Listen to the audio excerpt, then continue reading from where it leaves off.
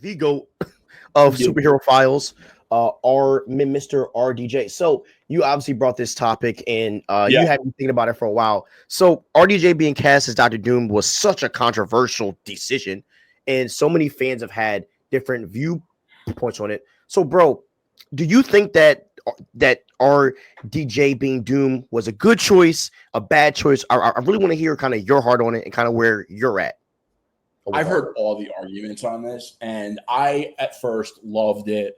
And then I was like, you know what? I really wanted Mads Mikkelsen, but I think RDJ is going to do a great job anyway. And that's kind of where I've been for a while.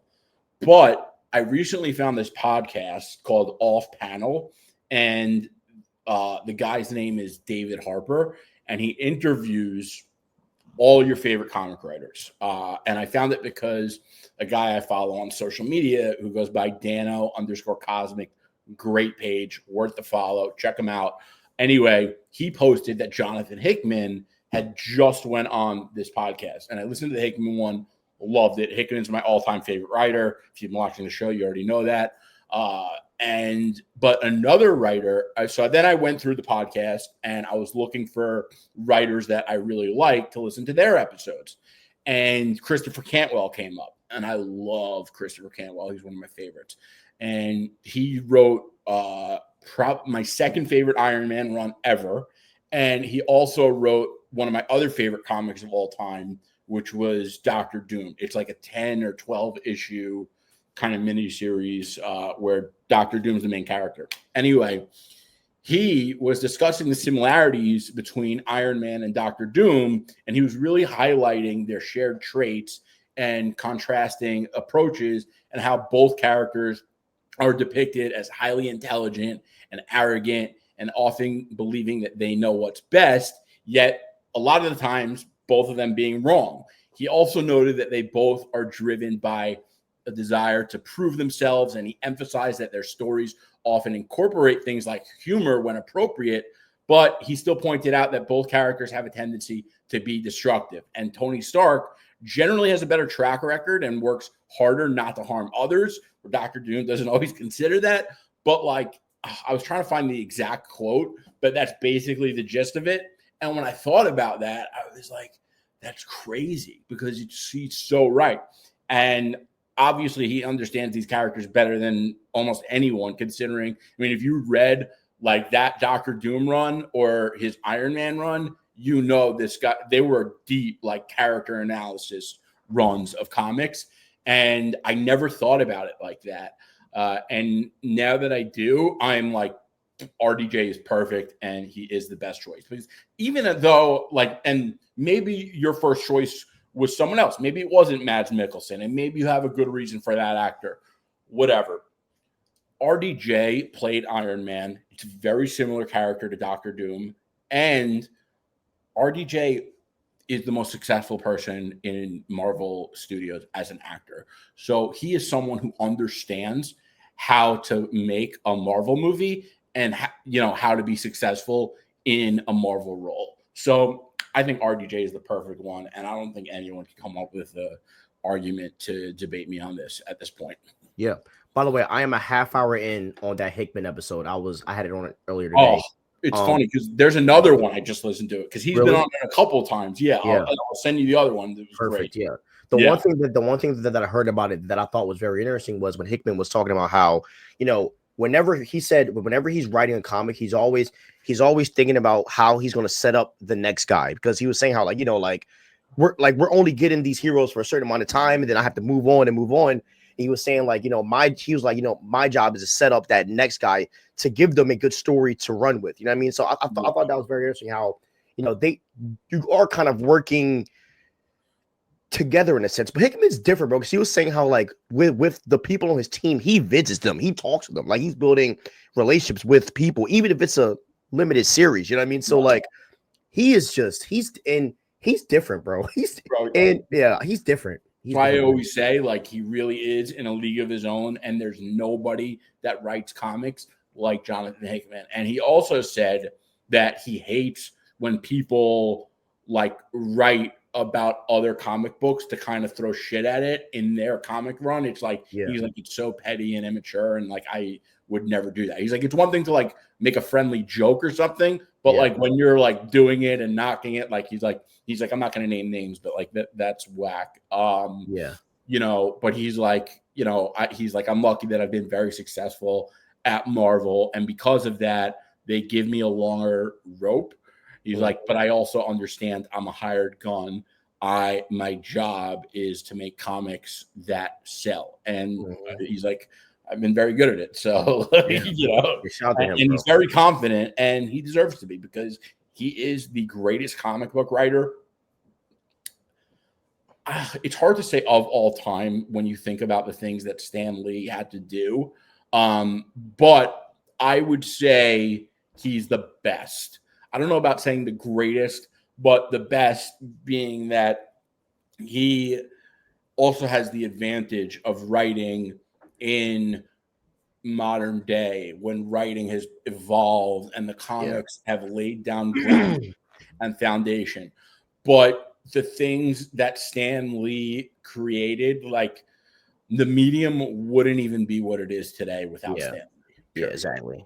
And see, like, I think Hickman's good. And after hearing him, bro, after hearing Hickman, bro, he would have gotten big writing something. And that's why I think he's the GOAT. Like, comics just happened to be his medium, but he could have done anything he wanted writing wise. He would have destroyed. And like, you know, like when I look at guys like Jordan, Kobe, LeBron, Tom from the NFL, Patrick Mahomes, it's this little thing you see in them. You know what I mean? It's that little twitch of the mind that they have that's just faster than everybody else. And when I watch the Hickman interview, he has it. But I want to talk about RDJ real quick, bro. RDJ is a chameleon as an actor. He is one of the he's one of the best actors we have in this world. And he is really good at becoming other people. I literally saw video of him. I think it was the movie was where he played a black guy, right? And, Tropic Thunder. Yeah, Tropic Thunder. But it was him offset, and he was just talking to a random girl like on the street, and as a black man. And dude, I thought it was a black dude for a second. I'm like, dog, he sounds just like him. You know what I'm saying? Yeah. But he's a chameleon, and you know, and this is why we see people like, you know, The Rock. You know, he has a film, or he has a file coming out too, where he is portraying a famous UFC guy, and like I didn't even know it was a Rock at first. It looked nothing like him, you know.